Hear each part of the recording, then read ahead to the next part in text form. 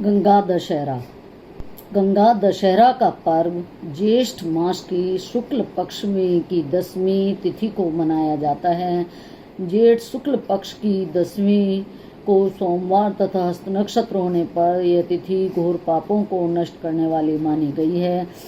हस्त नक्षत्र में बुधवार के दिन गंगा अवतरण हुआ था, इसलिए ग्रह तिथि अधिक महत्वपूर्ण है।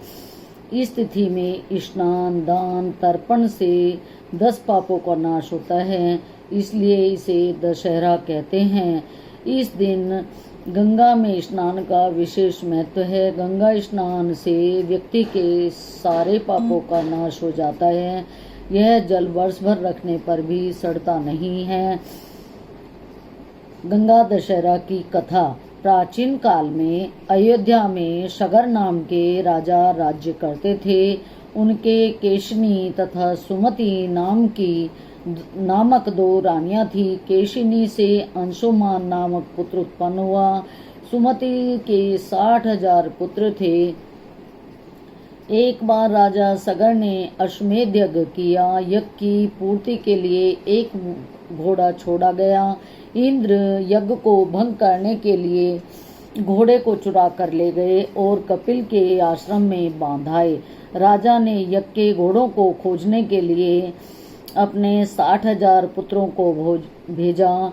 घोड़े को खोजते खोजते सगर के पुत्र कपिल मुनि के आश्रम में पहुंचे। वहां उन्होंने यज्ञ के घोड़े को बंधा देखा। उस समय कपिल मुनि तपस्या कर रहे थे। राजा के पुत्रों ने तो समझा कि यह चोर है और यहाँ करके बनावटी महात्मा का रूप धारण करके ध्यान मग्न हो गया है। अतः उन्होंने चोर चोर कहकर उनको पुकारना शुरू कर दिया। उनके शोर से कपिल मुनि की समाधि टूट गई। राजा के सारे पुत्र कपिल मुनि की दावाग्नि क्रोधाग्नि में जलकर भस्म हो गए, क्योंकि शोर होने पर जब कपिल मुनि के समाधि से नेत्र खुले तो उनके नेत्रों से तेज प्रकाश निकला और उस तेज प्रकाश से वे सभी 60,000 जल गए। जब पुत्र लौट कर नहीं आए तब राजा सगर ने अपने दूसरे पुत्र अंशुमान को भाइयों को खोजने के लिए भेजा। अंशुमान पिता की आज्ञा पाकर अपने भाइयों को खोजता हुआ मुनि के आश्रम में पहुंचा तो महात्मा गरुड़ ने उसके भाइयों के भस्म होने का सारा वृतांत कह सुनाया। गरुड़ जी ने अंशुमान को यह भी बताया कि यदि इनकी मुक्ति चाहते हो तो गंगा जी को स्वर्ग से धरती पर लाने के लिए प्रयत्न करना होगा। इस समय अश्व को ले जाकर पिता के यज्ञ को पूर्ण कराओ। इसके बाद गंगा को पृथ्वी पर लाने का कार्य करना। अंशुमान ने घोड़े सहित यज्ञ मंडप में पहुंचकर राजा सगर से सब वृतांत कह सुनाया। महाराज सगर की मृत्यु के पश्चात अंशुमान ने गंगा जी को पृथ्वी पर लाने के लिए तप किया, परंतु वह असफल रहे। इसके बाद उनके पुत्र दिलीप ने भी तपस्या की, परंतु वह भी सफल न हो सके। इसके पश्चात दिलीप के पुत्र भगीरथ ने गंगा जी को पृथ्वी पर लाने के लिए गोकर्ण तीर्थ में जाकर कठोर तपस्या की। तपस्या करते करते कई वर्ष बीत गए। तब ब्रह्मा जी प्रसन्न हुए तथा गंगा जी को पृथ्वी लोक पर भेजने का वरदान दिया।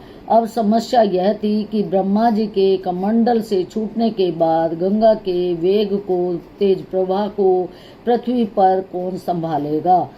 ब्रह्मा जी ने बताया कि भगवान शंकर के अतिरिक्त किसी में यह शक्ति नहीं है जो गंगा के वेग को संभाल सके, तेज प्रवाह को रोक सके।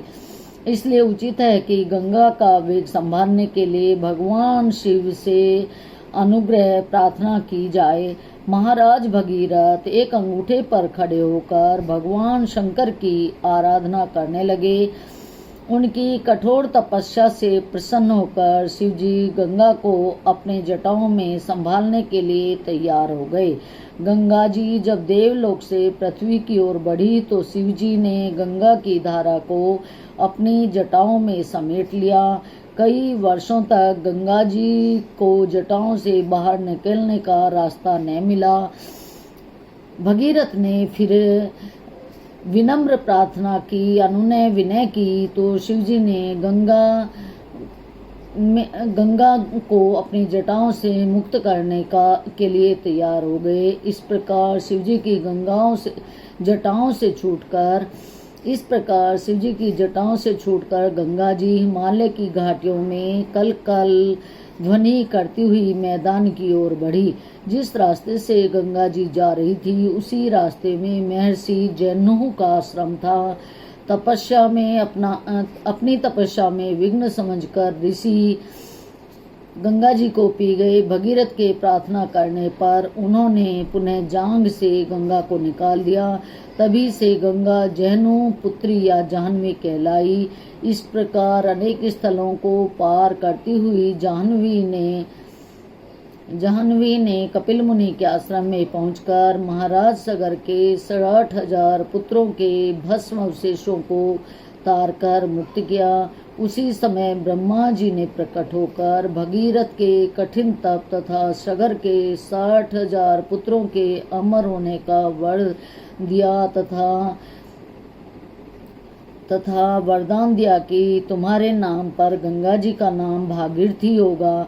अब तुम जाकर अयोध्या का राज संभालो। इस प्रकार कहकर ब्रह्मा जी अंतर्ध्यान हो गए। बंधुओं, गंगा जी पृथ्वी पर आई और पृथ्वी पर आने के बाद तब से आज तक सतयुग से अब वर्तमान में कलयुग चल रहा है। हम सबके कलुषों को पापों को धो रही है। इसलिए गंगा स्नान करने का समय ना मिले, गंगा स्नान के लिए न जा सके तो घर में रखे हुए गंगा जल को ही अपने ऊपर छिड़क कर गंगा माता का ध्यान कर लें। गंगा माता का ध्यान करने से गंगा की स्नान का फल प्राप्त होता है। नमामि गंगे तव पाद पंकजं, नमामि गंगे तव पाद पंकजं, नमामि गंगे तव पाद पंकजं, नमामि गंगे तव पाद पंकजं। गंगा में स्नान करने से, गंगा की पूजा करने से भगवान विष्णु भी प्रसन्न होते हैं। बोले गंगा मैया की जय।